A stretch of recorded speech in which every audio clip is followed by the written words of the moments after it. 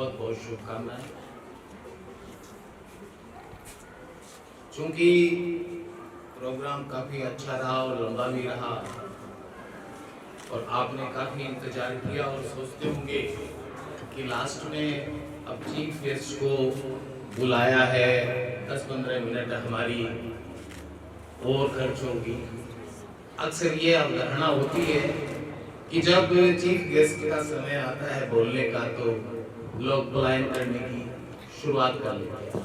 लेकिन मैं आपका ज़्यादा समय नहीं लूँगा, क्योंकि जिंदगी में जिस पेशे को अपनाया था उसमें सिर्फ बोलने का ही काम था, इसलिए अब ज़्यादा बोलने की इच्छा नहीं है।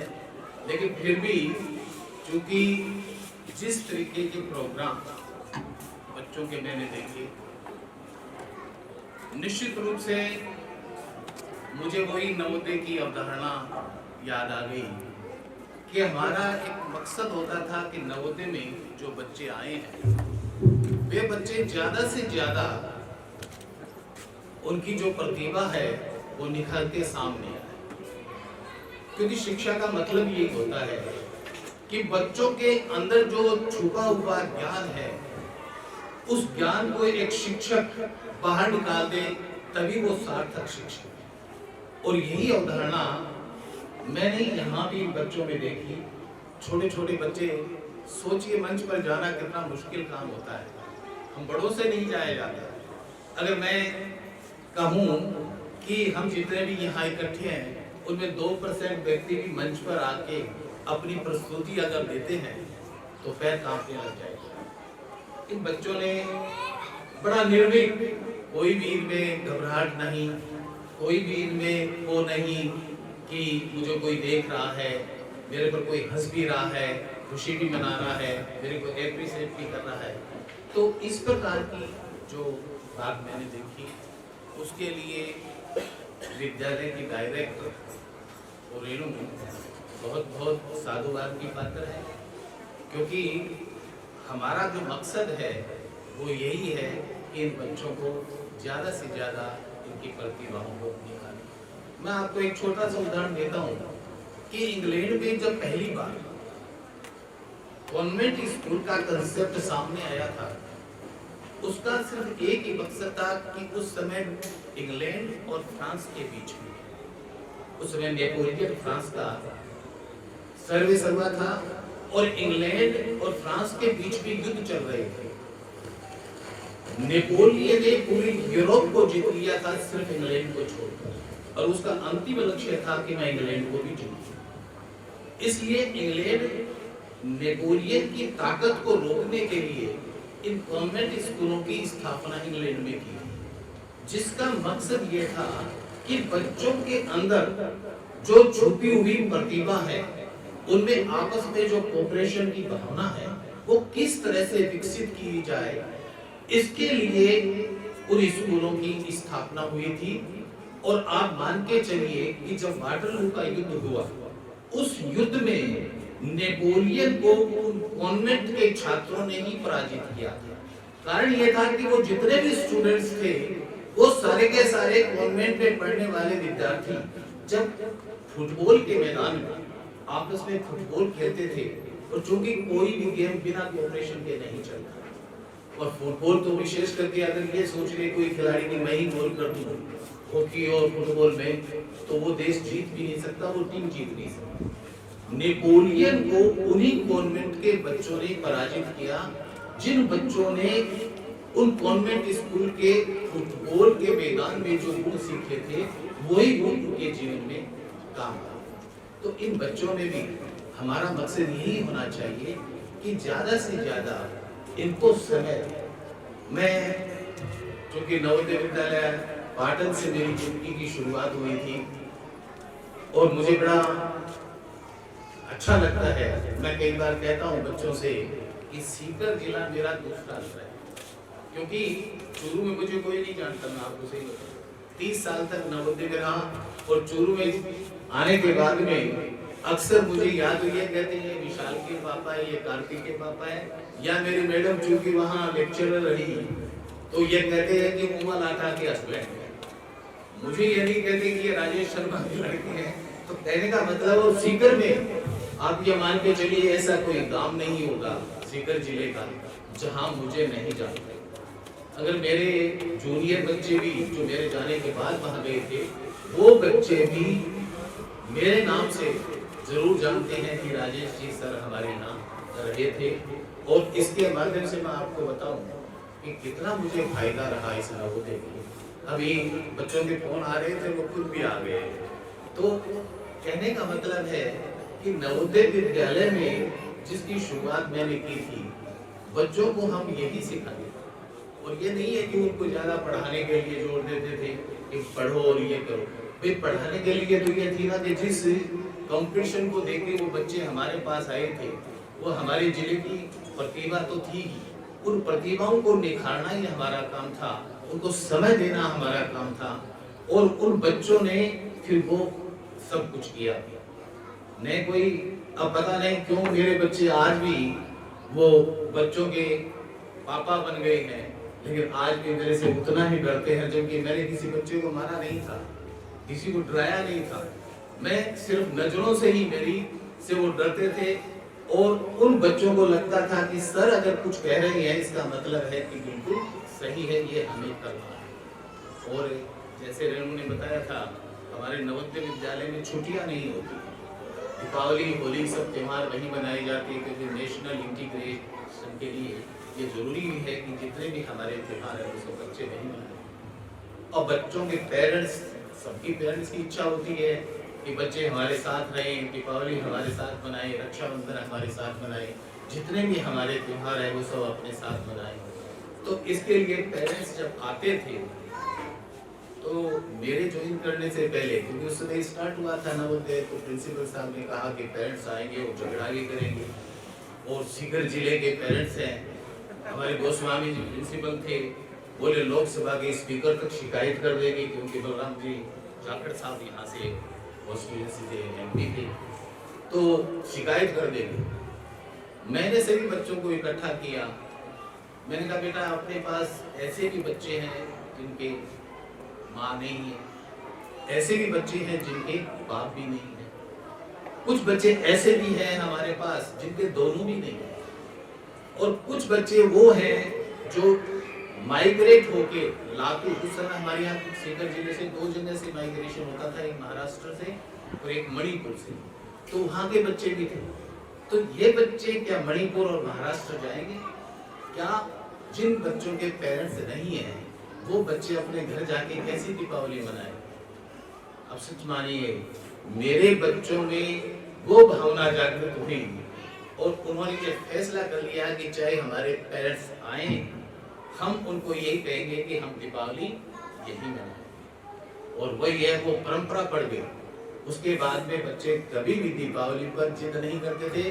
और आप जाते थे पेरेंट्स, तो जो भी मिठाई वगैरह ले जाते थे, बच्चे सब आपस में बांट के खा लेते थे। क्योंकि मेरे हाउस में, मैं हाउस मास्टर भी था, तो हमारे यहाँ चोरी नहीं होती थी। जबकि देखिए आप रेजिडेंशियल स्कूलों में तो ये आम बात होती है, क्योंकि अगर चोरी नहीं हो और शरारतें नहीं हो तो फिर रेजिडेंशियल स्कूल कैसे?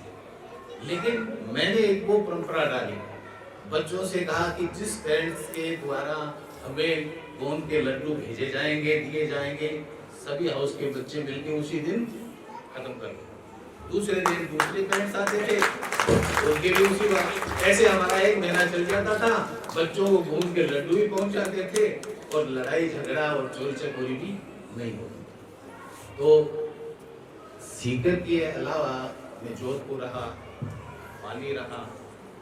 पाली में भी यही स्थिति थी, वहाँ तो और भी बुरे हाल थे, लेकिन वहाँ का भी ठीक रहा। फिर मैं जोधपुर से हनुमानगढ़ आ गया। जिस साल मैंने हनुमानगढ़ ज्वाइन किया, वहाँ से एक हमारे टीचर थे मिश्रा जी, उन्होंने फोन किया कि सर मैं आपके स्टूडेंट से बात कर रहा था। मैंने कहा मेरी स्टूडेंट्स सारे वहाँ बड़े नवोदय में है, वो तो स्टूडेंट्स ही है मिश्रा जी। बोले नहीं नहीं आपसे पढ़ी है, वो नाम क्या है? बोले रेणु शर्मा। तो वहाँ बात कराऊँ, जानता हूँ रेणु शर्मा। तो बोले कि वो पीजीटी बायोलॉजी है जो किया है। मैंने रेणु से बात की और फिर पता चला मिश्रा जी ने बताया कि उससे छोड़ दिया कि उसने तो सर्विस ही छोड़ दी। फिर रेणु से मैंने पूछा कि क्या बात होगी, क्यों छोड़? बोले सर मैं ये चाहती हूँ कि अपनी स्कूल खोलूँ और बच्चों को उस तरीके से, क्योंकि नवोदय बड़ा मेरे से जमता है। ठीक है, आज जब ये सब देखा, बीच में भी फोन आया, एक बार मैं यहाँ से जा रहा था जयपुर, तब भी फोन किया था, वो रेणु कहाँ है स्कूल, लेकिन उस समय इसने कहा सर अभी रुकी, और परसों जब फोन किया कि सर आपको आना है। अब एक टीचर को, और वो भी रिटायर्ड हो जाए तो उसको कौन पहुंचता है, लेकिन मेरे साथियों टीचर होने के नाते कभी भी ये महसूस मत करना कि जो समाज में एक अवधारणा बनी हुई है कि अध्यापक है, नहीं, आप छोटे नहीं हो, आप वास्तव में ही निर्माता। ये मैंने अपनी जिंदगी में तो आज मुझे ये फख्र है कि मैं एक टीचर हूँ, और टीचर होने के नाते ही, चाहे मेरे बच्चे डॉक्टर भी हैं, इंजीनियर भी, आपके कल्याण हॉस्पिटल भरा हुआ है, आपका SMS भरा हुआ है, बीकानेर का PBM भरा हुआ है, और IAS IPS पुलिस वाले सब हैं, और बिजनेस में भी खूब है। तो ये मान के चलिए गर्व से मैं शिक्षक हूँ, और शिक्षक निर्माता होता है, संहारक भी होता है। आप चाणक्य का उदाहरण देख सकते हो। तो इसलिए कभी भी ये महसूस मत करना, और मेरा पेरेंट से एक रिक्वेस्ट है, आप कभी भी ये मत सोचो, कभी भी ये जिद मत करो कि बच्चे को ऐसे मत करना, ये मत करना। कोई भी शिक्षक ये नहीं चाहता कि मेरा बच्चा परेशान रहे। मैं आपको बताऊं, मैं अपने बच्चों के लिए बाहर वालों से भी लड़ जाता था। हाँ, मैं कहूँगा आपको जो कुछ शिकायत है वो हमें कहिए, पर मेरे बच्चे ने अगर कोई गलती कर दी है तो आप उसको डांटने का आपको कोई अधिकार नहीं। तो इस तरीके की भावना आप भी रखिए, पूरा सहयोग रहेगा। तो और क्योंकि शिक्षा का व्यवसायीकरण जो हुआ है, तब से ही हमारी शिक्षा का स्तर है वो गिरा है। भले चाहे हम बहुत बड़े पदों पर भी प्राप्त कर लेते हैं, लेकिन संस्कार विहीन अगर शिक्षा है तो शिक्षा कोई काम नहीं। और आज वही चीज स्थिति हो रही है। मैंने एक दिन, और आपने YouTube पर वैसे भी वीडियो आपने देखा होगा, एक रिटायर्ड आर्मी ऑफिसर जिनके 2 लड़के थे, और उन दोनों लड़कों को पढ़ा के बड़ा आदमी बनाया, डॉक्टर IITian बने, दोनों ही अमेरिका शिफ्ट हो गए। कर्नल साहब की वाइफ की डेथ हो गई, तो बेटों को फोन किया कि बेटा तुम्हारी माँ का देहांत हो गया है और तुम जल्दी से आओ, ताकि हमारी माँ याद भी कर रही थी। तो छोटे बेटे ने बड़े भाई से कहा कि भाई साहब आप चले जाओ। तो बड़े भाई ने छोटे भाई से कहा कि नहीं भैया, माँ मरी है इसलिए आप चले जाओ, और जब बाबा मरेंगे तब मैं चला जाऊँ। कर्नल साहब को यही उत्तर उनके छोटे बेटे ने दिया। कर्नल साहब ने उसी समय पिस्टल उठाई अपनी और गोली मार ली कि अब तो दोनों आ सकते हो, क्योंकि न तो माँ है न बाप है। यानी कहने का मतलब यह है कि अगर हमारी शिक्षा में वैल्यूज नहीं है, और आज वैल्यूज की बहुत जरूरत पड़ गई है। अब नई शिक्षा नीति जो आ रही है, उस पर जो ध्यान दिया गया है विशेष रूप से, वो इसी बात पर दिया गया है कि बच्चों में वैल्यूएबल गुण भी भरने जरूरी है। अगर उनमें संस्कार नहीं रहेंगे तो समाज फिर किस ओर जाएगा। आज भारत जैसे देश में इतने आश्रम खुलने की नौबत ही नहीं आनी चाहिए, और इसलिए आ रही है क्योंकि हमारी शिक्षा में कहीं न कहीं कमी रह गई। तो उसमें भी अब सुधार हो रहा है, और धीरे धीरे हम अपने बच्चों में भी हैं वो संस्कार डालें, क्योंकि इनको तो जिस तरीके से हम तराशेंगे ये वही बन जाएगा, ये मान के चलिए। और बच्चा बड़ा ही, मैं तो कहता हूँ कि अगर दुनिया में साइकोलॉजी की लैब अगर देखनी है, पढ़े लिखे को नहीं, अनपढ़ को भी, तो यही आप इनको देखो, इनकी एक्टिविटीज को देखो, ये आपको भविष्य का सारा संकेत दे देंगे। मैं एक दिन अपने यहाँ पार्टनर की बताऊँ आपको, मैं बैठा था मेरे क्वार्टर के सामने, क्योंकि बच्चे अक्सर आ जाते थे, तो छोटे छोटे हमारे पास 6 के बच्चे आए ही थे, और वो बच्चे बैठे थे और वो बातें कर रहे थे कि तेरे को पता है कि तने वेलो है कि बाजी की मैडम है ना, पढ़ानो को और क्योंकि हमारे पास, मैं आपको बताऊं, उसमें टीचर भी नहीं थे, कॉन्ट्रैक्ट पर पार्ट टाइम ऐसे रखते थे, और मैं गुरुजी है ने मन इंग्लिश आवे को नहीं। आप बताओ 6 का बच्चा, मैं सब सुन रहा था, और उससे हमारे प्रिंसिपल साहब से जाके कहा सर बच्चे 6 के अगर ऐसा महसूस करते हैं तो हमारे बड़े बच्चे भी करते होंगे, वो समझदार है इसलिए कहते नहीं है। तो हमने तुरंत फिर ये कि चाहे पीजीटी हो चाहे टीजीटी हो, छोटे बच्चों की क्लास में एक पीरियड जरूर लें, ताकि उनको ये फील हो कि हमारे प्रति भी कोई देखने वाला है, हमारी भावनाओं को समझने वाला है। तो वो चीज इनसे हम सीख सकते हैं। और आप मानिए कि वो बच्चा जो इस प्रकार की बातें कर रहा था, अब डॉक्टर है, मैं नाम नहीं बताऊंगा, यही है आपके जिले के पास ही, तो मुझे बड़ा लगा कि देख कितनी स्पष्टवादिता है इस बच्चे में और अपने मन की भावनाओं को सबके सामने रख रहा है। एक बच्चा वो भी डॉक्टरी है, कुछ जुनून जिले में है। हमारे यहाँ सिस्टम है कि रोटी देश में खानी है वो जितनी खा लो, चुरा के या छिपा के नहीं ला सकते। मेरा हाउस जो परफेक्ट था, आपके यहाँ से चुनाव लड़ा था मेजर सुरेंद्र गुनिया में, आप पार्टी से, हाँ, तो वो मेरा हाउस परफेक्ट था। उसने उस बच्चे को पकड़ लिया, तो रोटी कहाँ ले जा रहा है, मैं सर से कहूँगा।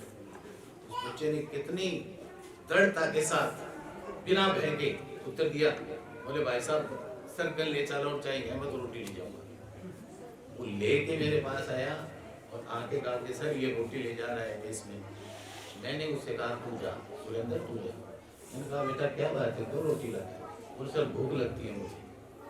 ठीक बात है, खाएगा कैसे? बोले मेरे पास गुड़ है, घी है, मैं रात को 1:30 बजे भूख लगती है, और कल से छुपा के रोटी नहीं लाएगा, मैं मेज में ही रहूंगा, तू वहां सबके सामने और वो रोटी लेके आया। वो रोटी लेके 2 दिन तक आया, तीसरे दिन वापस आया मेरे पास और आके मुझसे बोला सर मैं आज रोटी कौन लाऊंगा? मैंने कहा क्यों? बोले सर कोई नहीं लाता तो मैं क्यों लाऊं? इससे अपने हाउस की इंसल्ट हो। अब एक 2 दिन में बच्चे की साइकोलॉजी चेंज। किसी को मोटिवेशन किया जाना है तो आप उसकी भावनाओं को समझो और उसकी भावना के अनुसार करोगे तो ये हमारी प्रतिभाएं हैं, लेकिन क्या आपके सामने आ जाएगी। मैं ज़्यादा ही बोल गया, अब मैं ज़्यादा तो नहीं बोलना चाहता। हाँ, आज़ादी का अमृत महोत्सव चल रहा है और सब जानते हैं कि हमारे देश में हमारे शहीदों ने कितनी कुर्बानी दी।